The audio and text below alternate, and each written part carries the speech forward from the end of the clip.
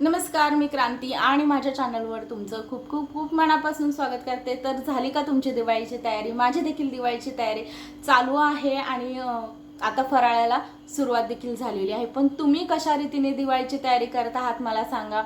काय काय नवीन खरेदी केली आहे? आणि हे बघा, आता आपल्याला खरेदी करत असताना पहिली गोष्ट आपल्याला धनत्रयोदशीला ज्या गोष्टी मी खरेदी कराव्यात ते सांगितलं आहे आणि ज्या गोष्टी नाही खरेदी करायच्या ते देखील मी तुम्हाला सांगितलं आहे। आणि खरेदी करण्यामध्ये महत्त्वाची वस्तू आहे, तुम्ही बाकी काही नका घेऊ, परंतु तुम्हाला खरेदी करायचं आहे ते म्हणजे केरसुनी, झाडू, शिरई, तुम्ही जे म्हणतात ते।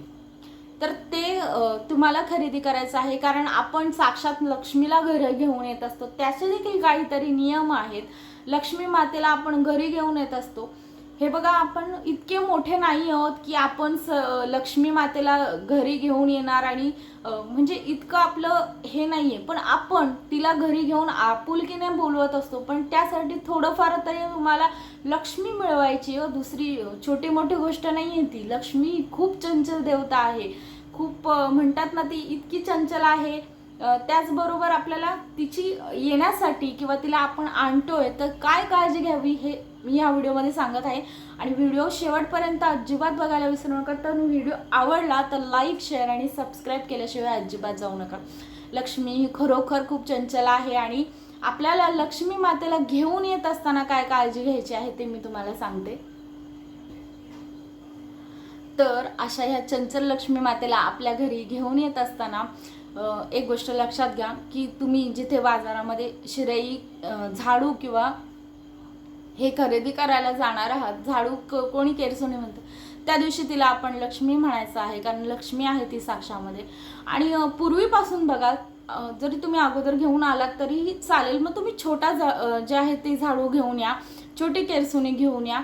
आणि अगदीच तुम्हाला तेही घ्यायचं नसेल किंवा काही, आता हे बघा, केरसुनी आता आपण यूज करत नाहीत, परंतु त्याचा यूज देखील पुढे सांगणार आहे कसा करावा की जेणेकरून तो यूज देखील होईल। आता की आपण मोठे झाडू, अगदी गालाचे नॉन डस्ट वगैरे झाडू आलेले आहेत, कुठलाही तुम्ही झाडू खरेदी करा, त्याची पहिले पूजा करा आणि मग तो म्हणजे वापरायला घ्या। अरे, आपल्या घरातली सर्व काही घाण, नकारात्मकता ती काढत असते, त्यामुळे किती तिचं पावित्र्य आहे हे तुम्हाला वेगळं सांगायची गरज नाही। त्यामुळे जेव्हा तुम्ही लक्ष्मी आपल्या घरात आणायची आहे शिरई तेव्हा किंवा केरसुनी, ते ज्या गोष्टी लक्षात घ्यायच्यात ते सांगते। बघा, नंबर 1 गोष्ट आहे ती म्हणजे तुमच्या नजरेत जी पहिली केरसुनी, शिरई येईल ती तुम्हाला विकत घ्यायची आहे। नंबर 1, अजिबात तिथे असं चापून बघायचं नाहीये की बाबा हिला काय आहे, हिचं दांडा व्यवस्थित आहे का, काय हे आहे। आपण लक्ष्मीची पारख करणारे कोण आहोत? अरे, लक्ष्मी माता साक्षात म्हणतात ना, रूप पालटून आपल्या समोर येऊ शकते। तर आपण हे तिचं प्रतीक घरात आणत आहोत आणि आपण काय तिची उचापती काय करणार आहोत की आपण ते बघणार आहोत का कशी आहे कशी नाही? तर असं करू नका तुमच्या नजरेच्या टप्प्यात। अर्थात तुम्ही बाई माणूस आहे, गेल्यानंतर जेव्हा तुम्ही खरेदी करायला जातात ना, तर तुम्ही पहिले बघता, अर्थात तेवढ्या सगळ्यांमध्ये तुम्हाला जी म्हणजे योग्य वाटेल, अर्थात नजर ज्याच्यावर पडेल ती तुम्ही शिरई विकत घ्या। त्याच्यानंतर नंबर 2, तिथे तुम्ही कधी मोलभाव करायला जाऊ नका। तुम्ही मॉलमध्ये कुठली गोष्ट खरेदी करायला जातात तर कधी मोलभाव करता का? नाही। आत्ता हे जे पंती विक्रेते आहेत, रांगोळी विक्रेते आहेत आणि जे झाडू, शिरई विक्रेते आहेत, त्यांच्याकडे अगदी 5 ते 10 रुपयासाठी आपण मोलभाव करतो, हे तुम्हाला तरी पटतं का? कारण हे बघा, दिवाळी आहे आणि इतकी महागाई गगनाला भिडलेली आहे, त्यांना पण दिवाळी साजरी करण्याचा हक्क आहे। आपण थोडं तरी त्यांच्या बाजूने समजून घ्या। आपल्या म्हणजे आपण जर नोकरदार वर्ग आहोत तर आपल्याला पगार आहे, आपल्याला बोनस आहे, काही नाही तर आपली दिवाळी त्यांच्यापेक्षा तरी नक्कीच चांगली आहे। जर तुम्ही तिथे मोलभाव केलात तर तुम्ही एकतर पहिली गोष्ट म्हणजे त्यांच्या मुखावरचा आनंद हिरावून घेता, दुसरी गोष्ट म्हणजे तुम्ही लक्ष्मीचा मोलभाव काय करणार? लक्ष्मी माता इतकी चंचल आहे, इतकी म्हणजे हे आहे की तुम्ही तिचा मोलभाव काय करणार? त्यामुळे लक्ष्मीचा अजिबात मोलभाव करू नका, ते ज्या पद्धतीत सांगतील त्या।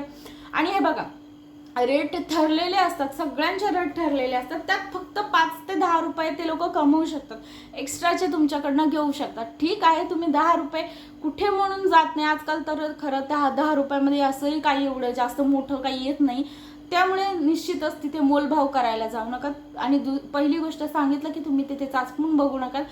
काही लोकांना अक्षरशः त्या झाडू मारायची देखील सवय आहे तिथल्या तिथे, पण तसं करू नका. घरी घेऊन या, पूजा करा, त्याच्यानंतर ते आपल्याला वापरायचे आहे. आणि मोलभाव करू नका. आणि तुम्हाला जी साईज हवी आहे, म्हणजे आता अर्थातच तुमच्याकडे खूप मोठे मोठे झाडू आहेत, आपल्याला नाही, म्हणजे आपण मोठ्या झाडूचाच वापर करतो, पण अगदी छोटी का होईना तुम्ही केरसुणी आणा. कुंचा जो आहे देवघर झाडायचा तो देखील तुम्ही आणू शकता. त्याच्यानंतर दुसरी गोष्ट, केरसुणी घरी आणल्यानंतर तुम्हाला तिची पूजा अर्थात करायची आहे. आणि त्याला जे हळद कुंकू अक्षता फूल वगैरे वाहून आणि त्याला तुम्हाला कलावा बांधायचा आहे.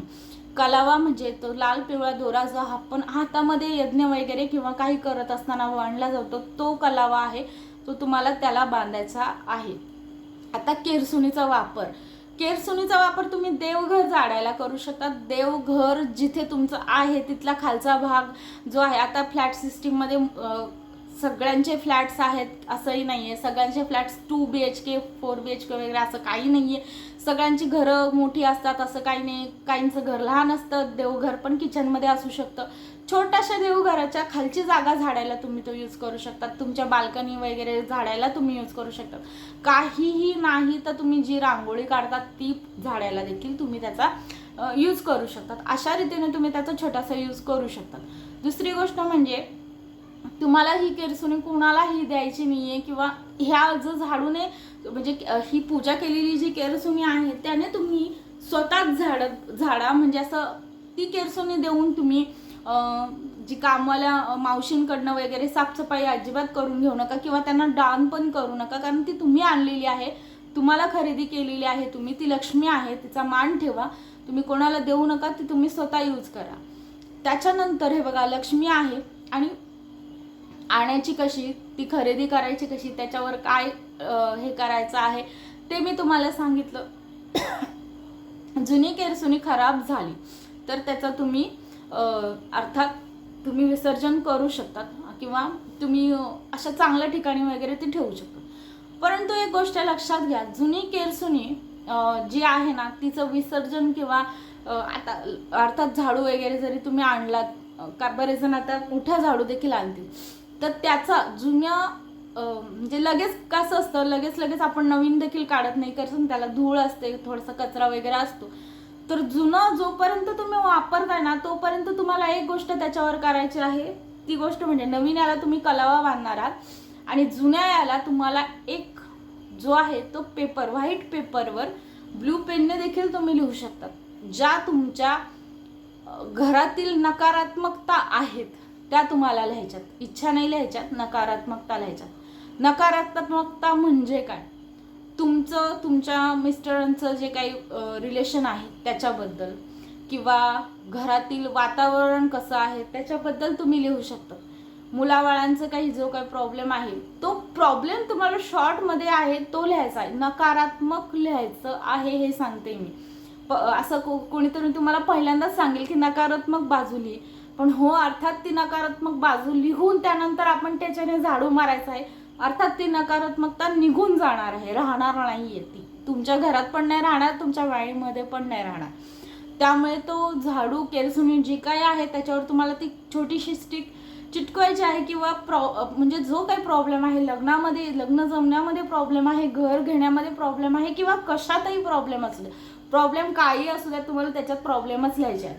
आणि त्याच्यानंतर झाडून काढायचं आहे त्याच्याने तुमची जी काही आहे. आणि झाडून मारत असताना तुम्ही हा झाडू जो आहे तो तुमच्या मेंढोरपर्यंत मारत न्या. बघा, तुम्हाला थोड्याच दिवसात असं वाटेल ना की तुमचे जे काही प्रॉब्लेम्स आहेत ते हलके होत जातात. प्रॉब्लेम असे आहेत की ते एकाएकी सुटणार नाही आहेत, काही सगळं एकाएकी होणार नाही आहे, पण त्यातनं कमी होऊ शकतात, त्यातनं तुम्ही त्या विचारातनं बाहेर पडू शकतात, त्यातनं तुम्हाला रिलीफ नक्की मिळू शकतो. हा एक जुन्या केरसुणीचा उपाय करायला अजिबात विसरू नका. व्हिडिओ कसा वाटला हे मला कमेंट करून सांगायला अजिबात विसरू नका.